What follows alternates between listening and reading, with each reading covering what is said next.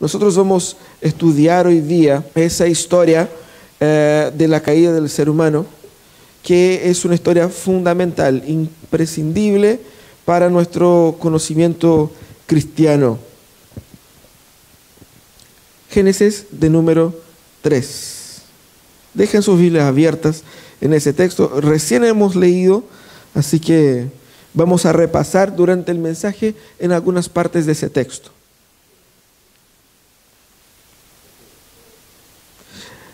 Cuando nosotros pensamos, ese texto relata la caída del ser humano, y es muy interesante pensar en eso desde la siguiente perspectiva. ¿Cuál es el real problema del mundo? Yo quiero que ustedes pongan atención hoy día en eso. Ese texto nos explica por qué el mundo es como es, por qué nosotros somos como somos. Y no solamente en cuanto a la destrucción, pero también en cuanto a la esperanza. Ese texto nos habla de algo terrible que nos pasó a nosotros, pero de algo grandioso que ya en aquel tiempo estaba apuntada o preparado para nosotros. ¿Cuál es el real problema del mundo?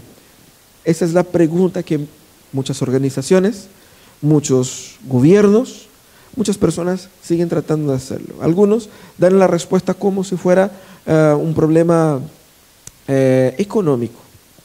Por lo tanto, si cambiamos la economía y transformamos la economía de los países en una economía más justa, los problemas se solucionarán. Somos prueba viva de que eso no funciona. Quizás serían los gobiernos. Si tenemos un gobierno con esa línea, con aquella línea, las cosas van a cambiar, el mundo se va a solucionar. Tampoco no ha funcionado. Quizás si nosotros simplemente damos un énfasis en el fair play, en la bondad humana, ¿no es cierto?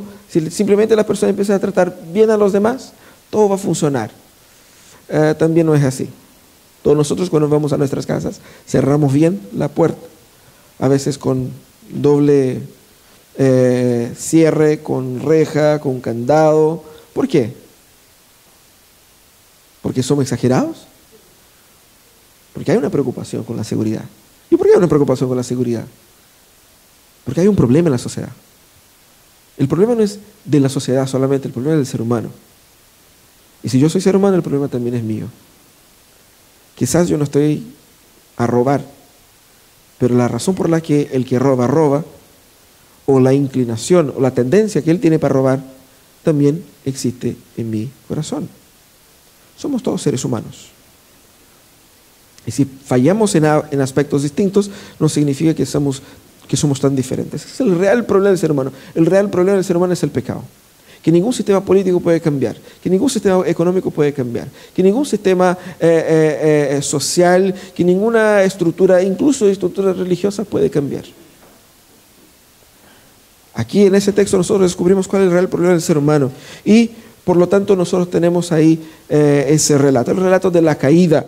Ese es el relato que tenemos en Génesis 3. Para entender ese texto tenemos que entender algunas cosas. Acompáñenme por un segundo. Mira, cuando nosotros abrimos el texto, lo primero que vemos es obviamente una serpiente conversando con una mujer, ¿no es cierto? Normal, como pasa todos los días, ¿no es cierto? De repente pasa por una... ¿No es así? No, no es así. Eso obviamente es algo un poco... nunca he visto eso. Pero tenemos que entender algunas cosas antes de entender ese texto. Primero, ¿cuál es el contexto en el cual esa narrativa fue construida? Lo que tenemos en primer lugar es a dos personas, dos seres humanos, un hombre y una mujer. Ese hombre y una mujer, ellos eran profundamente diferentes de nosotros, profundamente diferentes, en muchos aspectos. Eran perfectos, habían sido creados en perfección, perfectos en todos los sentidos, perfectos moral, física y espiritualmente.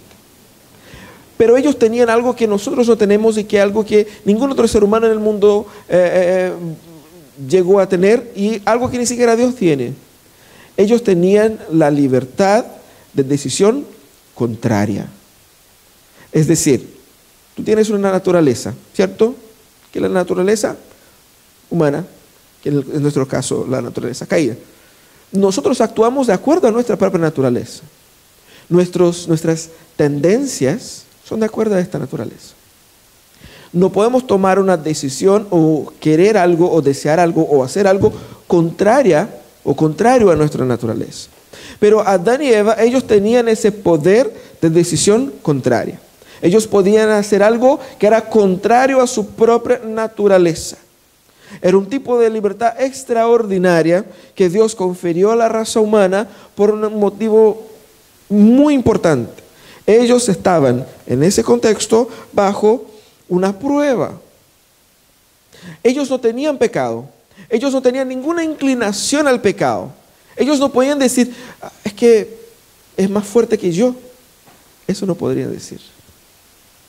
Nosotros sí, a veces cuando pecamos, cuando caímos porque somos tentados, porque hay algo dentro de nosotros que desea esto.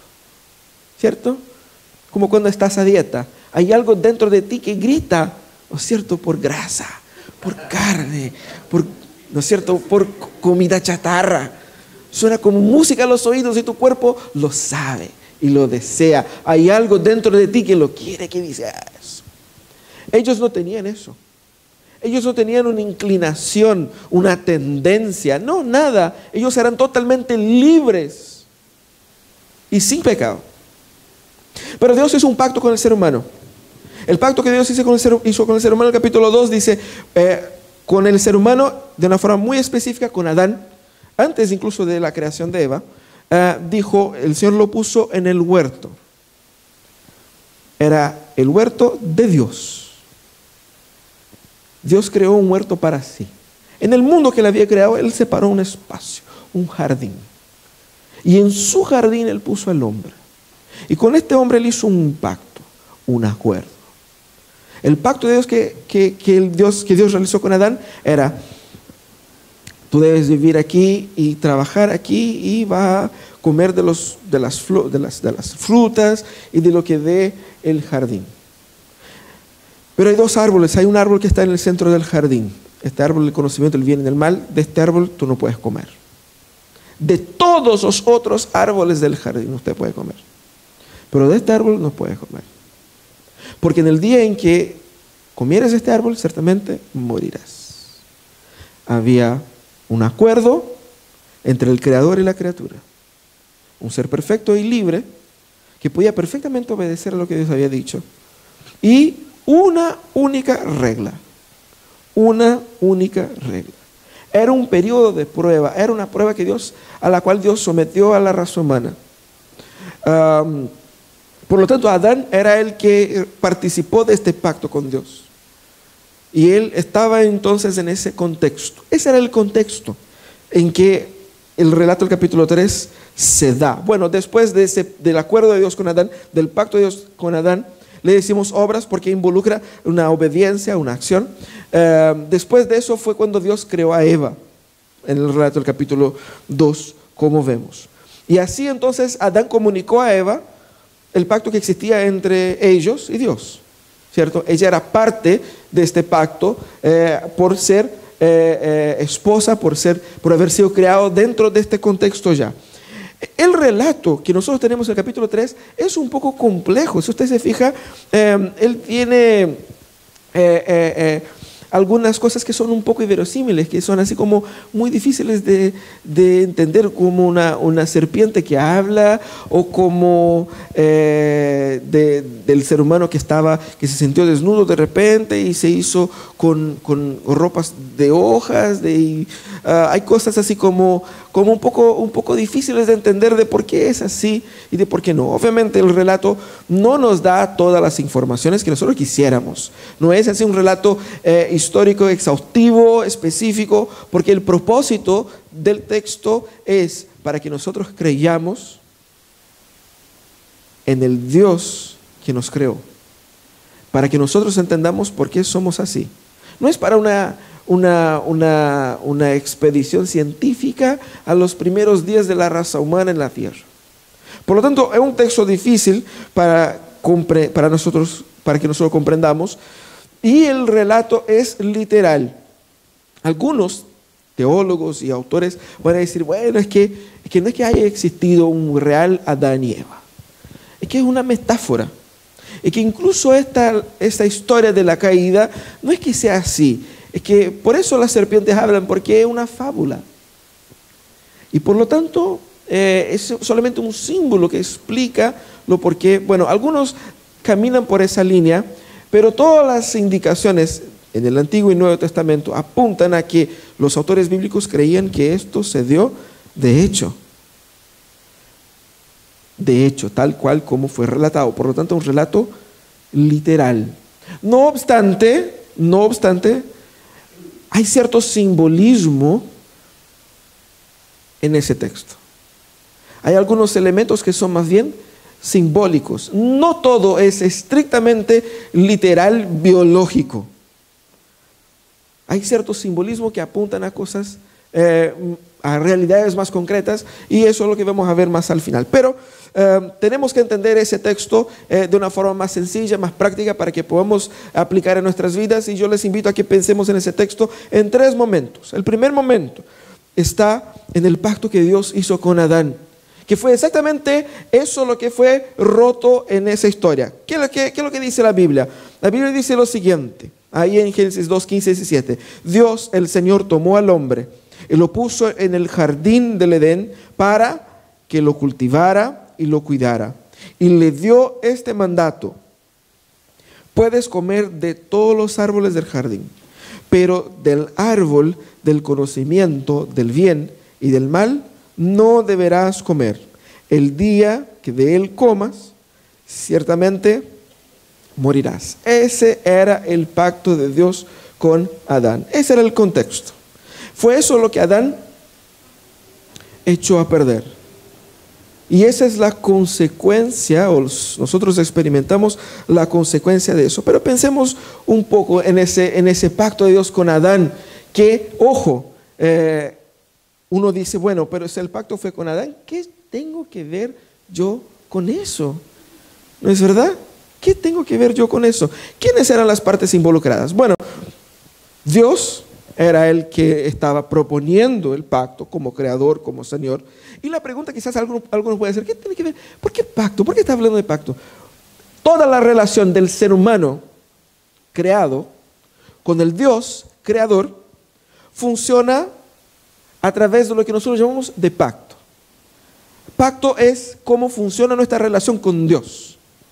Es un acuerdo que establece regulaciones básicas de cómo debemos relacionarnos con Dios, qué es lo que es Dios, qué es lo que somos nosotros y cómo nos relacionamos con Él. Eso se llama pacto. En ese momento la relación era perfecta, no había pecado, el ser humano era puro, perfecto, la relación era fluida, ellos conversaban. Pero había una prueba que ellos debían vencer. ¿Quiénes eran las partes involucradas en ese pacto? Dios, el Creador, y Adán. Pero Adán, no Adán personalidad como persona natural. Adán, como el único ser viviente en el mundo, él era un representante de todos aquellos que vendrían a vivir a través de él. Absolutamente todas las otras personas. Por lo tanto, no era solamente un pacto entre Dios y Adán, sino que era entre Dios y la humanidad. Era nuestro representante. Y por eso influencia a uno. Nosotros entendemos eso de una forma muy sencilla. Cada uno nació en el lugar que nació porque ahí estaban sus padres. No elegiste nacer ahí. Sus padres eligieron por ti. Y los padres de ellos eligieron por ellos, y los padres de aquellos que eligieron, y así sucesivamente. Son nuestros representantes. Esa es una forma muy sencilla de ver. Hay una forma más compleja. Nosotros también tenemos representantes legales en el gobierno que toman decisiones por nosotros. Lo que deciden ellos allá, nosotros tenemos que vivir o acatar o que sea. ¿No es cierto? Son nuestros representantes. Adán era nuestro representante. La Biblia habla de 2 representantes, Adán y Cristo, y todo tiene que ver con ese texto. También, Adán como representante del pacto, él era el que en el momento de comer del fruto rompería el pacto. Pero ya llegaremos ahí. ¿Cuáles eran los beneficios? Ellos podrían comer de todo, pero en especial una comunión perfecta con Dios y con toda la creación. Con toda la creación incluye todos los animales, incluye todas las hierbas, las plantas, los árboles.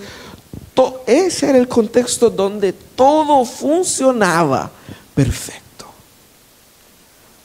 No había temor, no había miedo, no había duda, no había llanto, no había frustración. Todo era perfecto. No digo que no había ninguno de esos sentimientos de una manera innata en el ser humano, pero no había esa frustración de la muerte, de la falencia, de algo que no funciona. Todo funcionaba. Había una comunión fluida, perfecta con Dios. Había una relación amigable entre todas las criaturas y el ser humano. Y hubo un momento en la historia donde el matrimonio fue absolutamente perfecto. Fue en ese momento. Nadie peleaba con nadie, ¿no es cierto? No había peligro no había peligro de traición de cualquier manera, ¿no es cierto? No había disputas, peleas, no había quien dejó la ropa sucia y no había nada de eso, ni ropa lo había. Y es genial. Nada de lavar, planchar, nada. La Biblia dice que ellos estaban desnudos y no se avergonzaban. Aquí es donde el simbolismo entra. No solamente estaban desnudos y no se avergonzaban de su físico, pero literalmente ellos se conocían en lo más profundo. Ellos veían el alma del otro y no tenían vergüenza de quiénes eran. La ropa sigue siendo una metáfora de lo que ocultamos en nuestras vidas, de lo que no queremos que el otro sepa, de lo que ocultamos, y es así, siempre ocultamos algo, incluso de las personas más cercanas a nosotros. Siempre habrá algo en nosotros que produzca vergüenza. Pero ellos estaban en una comunión tan profunda que ellos veían el alma uno del otro y no se avergonzaban. Porque no había mancha, no había error, no había falla, no había nada. Ese era el beneficio de ese pacto. También ellos podían comer de todo, es decir, no le va a faltar nada. Los van a pasar chancho. Ese era el beneficio de la victoria, de la obediencia en el pacto. Pero, ¿cuál era la prohibición? Comer del fruto. Esa era la única prohibición que Dios les dio y era una prueba totalmente posible de ser realizada. Quizás nosotros miramos con los ojos de nuestra humanidad caída y decimos, ay, qué terrible mirar ese árbol que brillaba, la fruta. Nos dice la Biblia cuál era la fruta. No es una manzana, no se hagan ideas. Entonces, no es eso. Ellos no tenían esa inclinación que tenemos nosotros. Por lo tanto, ellos podrían perfectamente obedecer a Dios. Perfectamente. De hecho, estaban diseñados para eso. Ahora, ese era el contexto de la historia. Y también tenemos que ver que Dios lo dice todo de una manera muy clara. ¿Por qué no podían comer del fruto? Porque la consecuencia directa era la muerte. Quizás ustedes leyendo el relato van a decir, bueno, pero ellos comieron y después incluso se hicieron ropa, se avergonzaron, obviamente no murieron. ¿De qué muerte está hablando? No solamente de la muerte espiritual, que fue la primera muerte que ellos experimentaron, el rompimiento de la relación con Dios, pasaron de amigos a enemigos de Dios, también la muerte física, que no se dio en ese momento, pero que se daba progresivamente. El deterioro de la vida, pero sobre todo la muerte final, la condenación final a una separación eterna de Dios. De esa muerte, de esas tres tipos de muerte es lo que Dios está hablando ahí en ese texto. Y lo más interesante es que Dios dice en el versículo 14-15, dice que ciertamente morirás. No hay un vacío legal que te permita pensar, bueno, es que voy a morir, pero de repente puede que tú me... No, eso es así tal cual. Si lo haces, mueres. No hay una zona gris, así como que yo quedo así como medio vivo, medio muerto, quedo en coma. No, no existe eso. Dios fue tajante, tajante. Por lo tanto, el hombre sabía que la cosa era así, blanco y negro, y no había excusa. Ahora, pensemos, si ese es el contexto, pensemos qué es lo que pasó ahí. Pensemos en ese relato del fracaso. El ser humano perfecto estaba en el huerto. Y la Biblia dice que la serpiente, una creación de Dios, y no solamente una creación de Dios, sino que una creación astuta, que era más astuta que todos los otros animales, pregunta a la mujer, ¿qué serpiente hablante es esa? Aquí obviamente, como dije al inicio, el texto es complejo, porque el texto nos dice que era Satanás. Pero obviamente era Satanás poseyendo el animal, utilizándose del animal para hablar a través del animal a la mujer. Era una manifestación sobrenatural a la cual la mujer estaba participando en ese momento. Entonces, lo primero que vemos es eso. Lo segundo es, la serpiente estaba hablando a la mujer. ¿Por qué a la mujer y no al hombre? Hay muchas teorías, pero para que quedemos cortos aquí. La serpiente está hablando a la mujer porque no fue a la mujer que Dios dijo qué es lo que debiera ser hecho. Todo lo que la mujer sabía porque el hombre se lo dijo. La serpiente, Satanás sabía que al confrontar a Adán, Adán estuvo ahí con Dios. Dios le dijo. Pero Satanás quería poner en duda lo que Dios dijo, poner en duda a la mujer, utilizándose de esa condición de no haber sido la persona que escuchó en primer lugar, cuestionando versiones. ¿Cómo hace la serpiente? La serpiente nos llega claramente condenando todo. ¿Qué es lo que hace la serpiente? La serpiente va y dice, ¿no es verdad que ustedes no pueden comer de ningún árbol? Ella sabía la verdad. ¿Qué quiere hacer la serpiente? Quiere invitar a la mujer a un juego que va a flexibilizar la verdad. Invitar a la mujer a un juego que va a poner la verdad en cuestionamiento. ¿Qué verdad es esa? La verdad que viene de la boca de Dios. Eso es lo que querían cuestionar. Satanás quería poner en duda en el corazón de la mujer lo que dijo Dios. Cuestionando, ¿no es así? Y lo interesante es que el texto dice, la mujer al responder va a decir, del fruto de los árboles del huerto podemos comer, pero el fruto que está en el medio del huerto, dijo Dios, no comeréis de él, ni le tocaréis para que no muráis. Dios nunca dijo, ni le tocaréis. ¿De dónde vino eso? Esa exageración es una manera humana de crear leyes que Dios no creó. Y fíjense aquí cómo el legalismo condujo al ser humano al pecado. Porque el legalismo, que es una exageración de la ley, es la distorsión de la naturaleza de la ley. La naturaleza de la ley está en que hay una verdad absoluta y la verdad absoluta es la verdad de Dios. Si yo exagero, yo estoy distorsionando la verdad absoluta de Dios. Por lo tanto, la mujer ya empezó mal. Y la serpiente jugó con ella porque la mujer exageró para un lado, también puede exagerar para otro. Fue eso lo que hizo la serpiente. Después le pregunta a la serpiente, o le dice a la serpiente, en realidad no es así. Y ahí la serpiente dice claramente, no, Dios no es eso. Ustedes no van a morir. Lo que pasa es que Dios les está mintiendo. Dios les está engañando.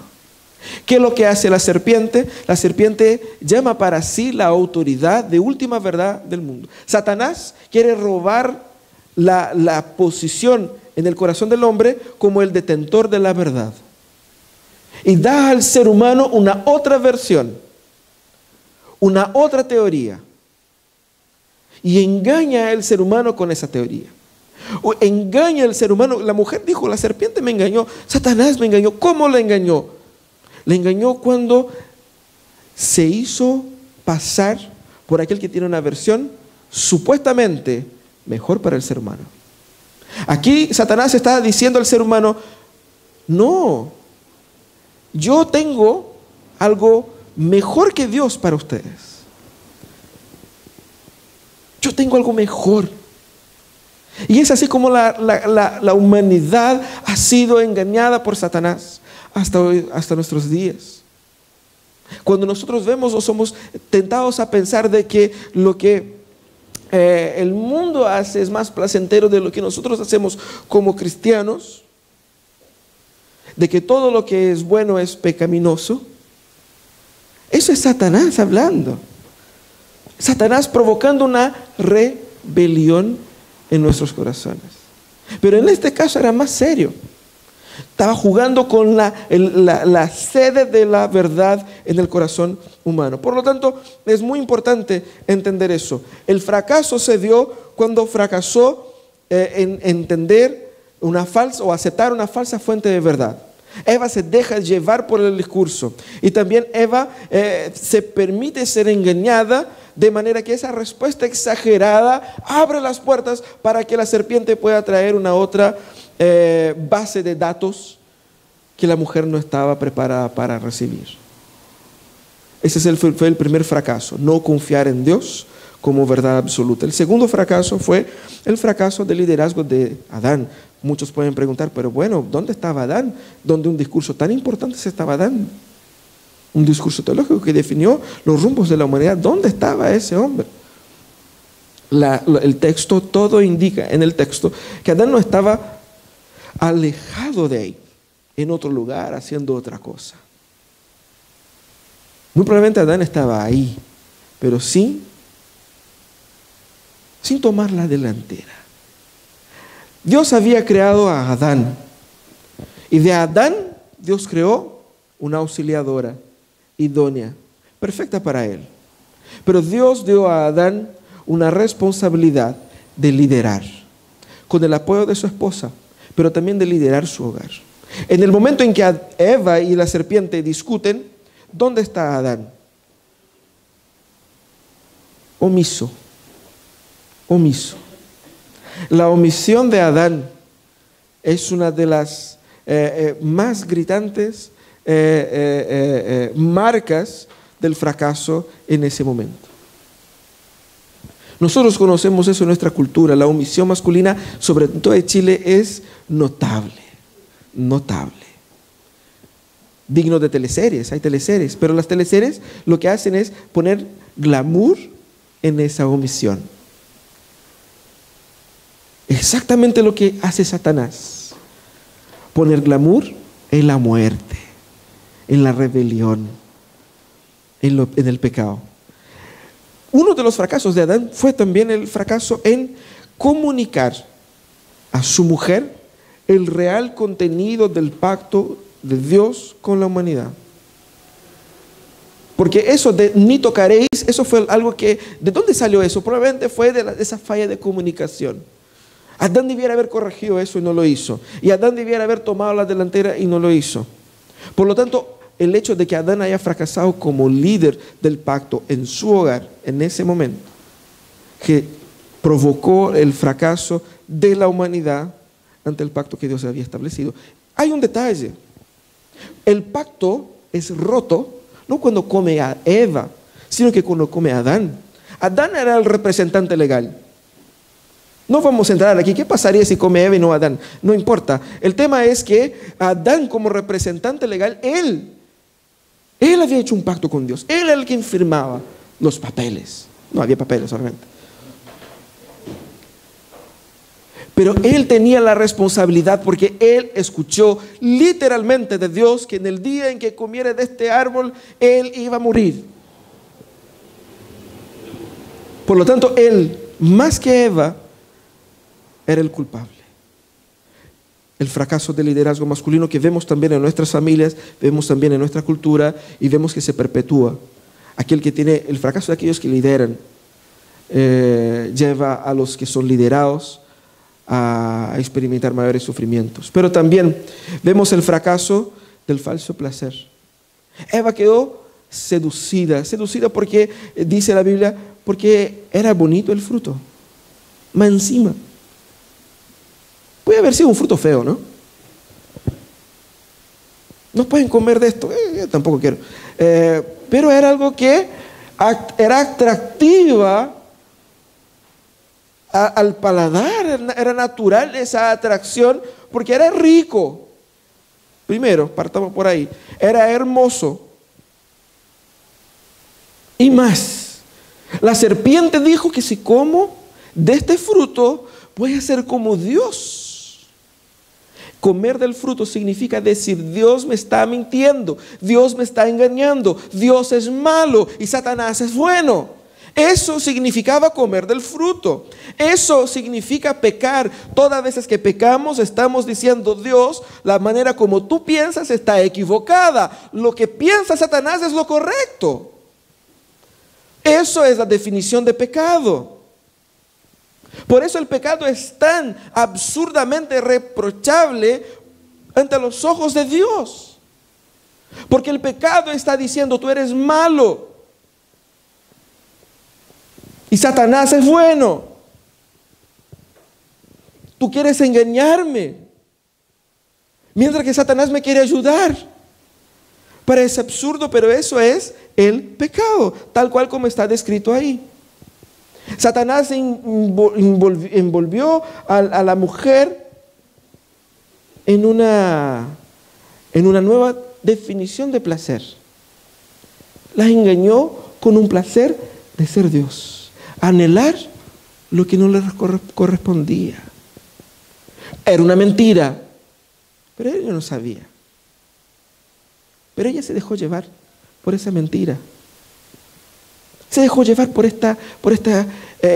ese sentir de repente ser tan poderoso como Dios. Dios nos había creado para ser seres humanos y encontrar placer absoluto en, siendo seres humanos, tener una comunión con Dios.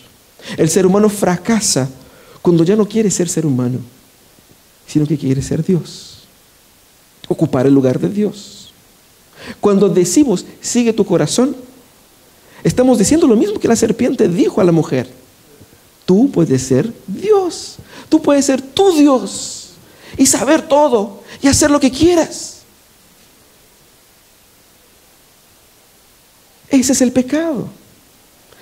El falso placer que la mujer y el hombre encontraron ahí fue producto de la seducción de la mentira. Por eso nosotros insistimos a que aprendan la Biblia, conozcan la Biblia, estudien la Biblia, que la lean, que la dominen. Porque todo lo que dice el mundo sobre quién eres tú, todo lo que dice el mundo sobre cómo debe ser el mundo, todo lo que dice el mundo sobre cualquier cosa que explica nuestra existencia es mentira. ¿Quién está diciendo la verdad? Dios. ¿Y cómo sabemos la verdad de Dios? No es porque yo digo, es porque dice la palabra. Y la palabra tiene autoridad por sí misma. Porque de esta autoridad, esa autoridad, la autoridad de la palabra es la autoridad de Dios. Cuando dejo de estudiar a la Biblia, yo estoy conversando con la serpiente. Cuando dejo de conocer la Biblia, yo estoy dejando que la serpiente me ayude a tomar decisiones en mi hogar.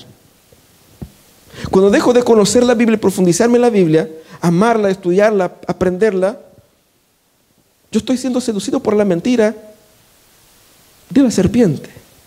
Y la serpiente me está ayudando a educar a los hijos. La serpiente está ayudando a tomar decisiones económicas. La serpiente está ayudando a tomar decisiones sentimentales.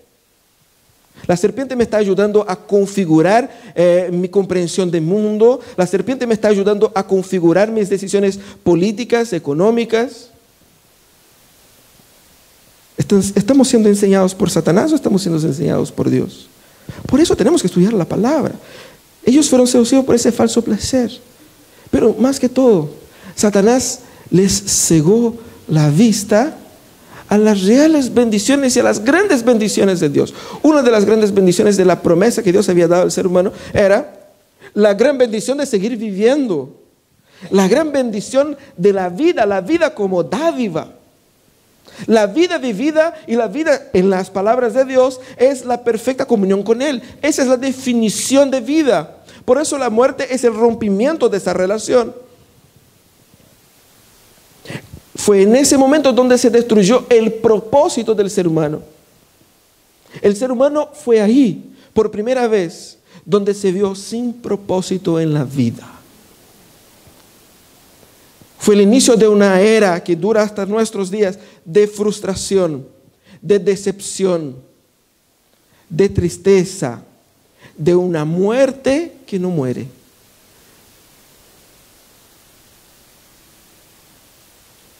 Cuando nosotros dejamos de escuchar a Dios y conversamos con la serpiente, y ojo, para hacerlo no es necesario hacer nada, porque Satanás está ahí. No es como que ahí tengo que ir a un lugar, a un lugar satánico, no. Satanás está en todos lados para influenciarnos. El pecado está dentro de nosotros, dentro de nosotros. Por lo tanto, tenemos que entender, tenemos que buscar en la palabra para encontrar en la palabra qué es lo que es la verdad, en vez de ser seducidos por la mentira y no perder de vista las reales bendiciones de Dios. Pero ahora el tema con nosotros es otro, es más complejo que lo que fue para ellos. Porque ¿cuáles fueron las consecuencias? La palabra dice, ¿y quién te ha dicho? El ser humano había pecado, Adán y Eva habían pecado, y se descubrieron que estaban desnudos, se vistieron, y luego cuando escucharon a Dios llegando, Dios iba por ellos. Cuando escucharon a Dios, ¿qué es lo que hicieron? Se escondieron. ¿Y por qué se escondieron? Porque estaban desnudos. Sí, mira. ¿Y quién te ha dicho que estás desnudo? Le preguntó Dios. ¿Acaso has comido del fruto del árbol que yo te prohibí comer? ¿Han visto ese diálogo entre la mamá y el hijo cuando la mamá le prohíbe y el hijo hace lo que ella prohibió? ¿Hiciste lo que yo te había prohibido? Pero es genial la respuesta aquí. El hombre respondió, Dios no fue conversar con Eva. Dios no fue conversar con la serpiente. Dios fue conversar ¿con quién? Con aquel con quien él había hecho el pacto. El responsable. Conversando con él, le cuestionó la situación. ¿Qué es lo que respondió? La mujer que tú me diste, ella me dio de comer. Y yo lo comí. Él va en una misma frase echar la culpa a la mujer y a Dios. Yo estaba bien solo, mira lo que hiciste tú. Me diste una mujer y ella me sedujo y me engañó. Esa es la prueba clara de la cobardía masculina, que se verifica aquí de una forma clara, pero fue exactamente lo que pasó antes durante el diálogo con Satanás. Cobardía. Entonces el Señor va y confronta a la mujer. Y el Señor le preguntó a la mujer, ¿qué es lo que has hecho? Y la serpiente me engañó y yo comí. Echó culpa a Satanás. Pero dijo, bueno, pues yo fui engañada, yo no sabía que era así. Ahora era tarde. El tema es, ¿cuáles son las consecuencias de esta decisión? ¿Cuáles son las consecuencias de esa desobediencia? La palabra nos va a mostrar. Primero, lo que primero pasó ahí es que se le abrieron los ojos. ¿Qué es lo que significa abrir los ojos? ¿Estaban cerrados? No. Significa que ellos se dieron cuenta que estaban desnudos. Ellos se dieron cuenta de que había algo en ellos digno de ocultarse. Había algo en ellos que les producía vergüenza. ¿Se han fijado de dónde nace el concepto de vergüenza? De aquí nace de la idea de que hay algo en mí que yo no quiero que otros vean. Que yo no quiero que otros conozcan de mí. Más allá de lo físico, la idea de que hay algo en mí que es reprochable que yo quiero ocultar de los demás para preservar mi lugar social en este juego que es la convivencia. De ahí nació ese estado de vergüenza. Pero también el ser humano, cuando escucha que Dios estaba pasando por ahí, él hizo algo que él nunca había hecho, que fue huir de Dios. Aquí es muy interesante porque algunos dicen que, bueno, si el ser humano busca a Dios, Dios lo va a salvar. Pero la historia bíblica dice que desde el momento que el ser humano pecó, cuando Dios se acerca, el ser humano huye. El ser humano nunca busca a Dios. Después del pecado, Adán no fue ante el Señor: Señor, discúlpame, pequé, pucha, no debía haberlo hecho, y no, fracasé. Y él no hizo eso. ¿Cuál es la reacción natural de Adán ahí? Huir. Huir. Nosotros todavía estaríamos huyendo de Dios si Dios no nos hubiera alcanzado. Fue Dios quien alcanzó. Dios fue entonces el primer misionero de la historia en ir y buscar a aquel que se había perdido, para llamarle a él a una restauración. Dios podría haberlos consumido absolutamente, con todo poder que él tiene, pero Dios va en búsqueda del ser humano. Pero Dios no pasa la mano en la cabeza y dice: bueno, mijito, no importa, igual te quiero. No es así. No es así. De hecho, las consecuencias son graves. Dios va a interrogar al ser humano y al interrogar confronta al hombre.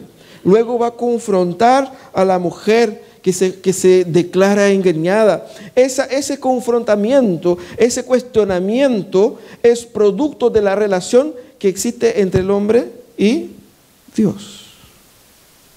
Es parte del proceso misional de Dios en este cuadro. Pero también hay consecuencias para, tanto, en primer lugar, Satanás. Prefigurado en la serpiente. La serpiente, que era un animal astuto, como vimos en los primeros versículos aquí, fue condenado a ser un animal maldito. No por sí mismo, sino que por lo que Satanás hizo de él. También es una metáfora de la maldición que recae sobre Satanás. Pero eso se manifiesta ahí, en el versículo 15, donde dice: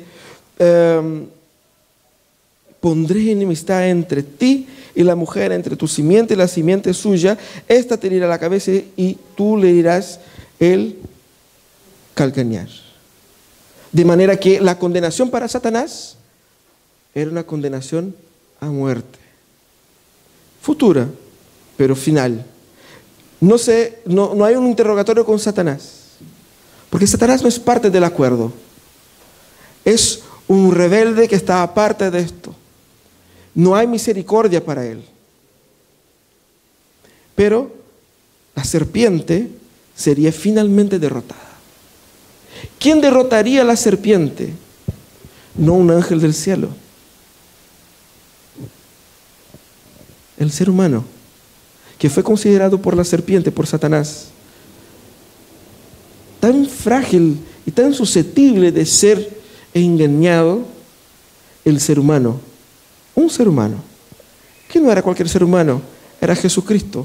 Él pisaría la cabeza. Pisar la cabeza es decir, matarla totalmente, ¿no? Esa era la condenación final para la serpiente. Pero la condenación final para la serpiente es también nuestra salvación. La mujer experimentaría la frustración. La Biblia dice que su deseo será para su marido. Es decir, su deseo será de controlar su marido, pero él te controlará. Ese desacuerdo en la relación entre hombre y mujer es producto de la maldición de la caída. Pero también iban a acrecentar los dolores de parto, y al igual que al hombre que iba a sufrir el dolor de tener que trabajar la tierra, iba a traer sufrimiento para sí, y ese sufrimiento le iba a terminar matando. Ya no iba a trabajar en un huerto hermoso, sino que la tierra ya no le iba a corresponder a sus esfuerzos. Y él tenía que trabajar aún más. Ahora, ¿cuál es la aplicación para nosotros. Sobre la muerte. ¿Qué muerte? La muerte que Dios dijo a Adán que pasaría a él cuando él comiera del fruto. Por lo tanto, el primer Adán, Jesucristo, Él nos sustituye a nosotros que somos pecadores, a nosotros que somos naturalmente enemigos y condenados. Él sustituye a nosotros, ese segundo Adán sustituye a nosotros y muestra que Dios no ha desistido de la raza humana. Dios proveyó en el mismo momento un nuevo pacto, no aquel pacto de obras que Adán fracasó, un pacto de gracia, un pacto en el cual la salvación se daría por lo que el segundo Adán realizaría en nuestro lugar. Por lo tanto, para que nosotros podamos aplicar ese texto a nuestras vidas, tenemos que entender que nosotros somos pecadores, incapaces de ser humano como el ser humano fue diseñado. Pero Dios ha diseñado un camino de salvación. Y ese camino de salvación indica que aquel que fue prometido en Génesis 3:15, que llegó a la existencia en la encarnación y que en su muerte y resurrección compró para Dios nuestras vidas, pagando por nuestros pecados. Si yo estoy en Él por la fe en Jesús, yo participo de este sacrificio, de esta bendición, de este pacto, de ese acuerdo. Y así puedo entonces disfrutar de la victoria que venció Cristo en nuestro lugar. Lo que dice la palabra es claro: la victoria será final y será segura. Será final y será segura. Hay muchas cosas en ese texto que quisiéramos conversar y podríamos conversar por días, pero el punto es, y quisiera terminar con ese versículo, a la verdad, como éramos incapaces de salvarnos. En el tiempo señalado, Cristo murió por los malvados. ¿Quiénes son esos malvados? No los que están en la cárcel, los que están en otra situación. No, nosotros, todos los seres humanos. Difícilmente habrá que muera por un justo, aunque tal vez haya quien se atreva a morir por una persona buena, pero Dios demuestra su amor por nosotros en esto, en que cuando todavía éramos pecadores, Cristo murió por nosotros. El detalle aquí es: Cristo murió por nosotros, pagó por nuestros pecados, pero la muerte no lo venció, sino que Él venció la muerte. Y porque Él vive, nosotros podemos tener vida. Cuando Dios dijo: en el día en que comieres del fruto, ciertamente moriréis, esa muerte fue destruida por Jesús. Eso es salvación.